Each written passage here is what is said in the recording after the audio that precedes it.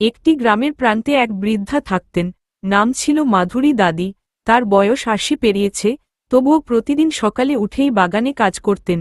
গ্রামের ছোট ছোট ছেলেমেয়েরা তার গল্প শুনতে আসত।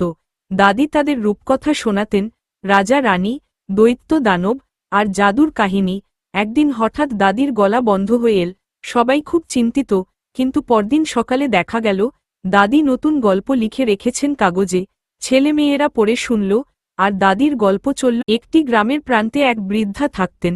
নাম ছিল মাধুরী দাদি। তার বয়স ৮০ পেরিয়েছে, তবুও প্রতিদিন সকালে উঠেই বাগানে কাজ করতেন। গ্রামের ছোট ছোট ছেলেমেয়েরা তার গল্প শুনতে আসত। দাদি তাদের রূপকথা শোনাতেন, রাজা রানী, দৈত্য দানব আর জাদুর কাহিনী। একদিন হঠাৎ দাদির গলা বন্ধ হয়ে এল। সবাই খুব চিন্তিত, কিন্তু পরদিন সকালে দেখা গেল দাদি নতুন গল্প লিখে রেখেছেন কাগজে। ছেলেমেয়েরা পড়ে শুনল, আর দাদির গল্প চলল।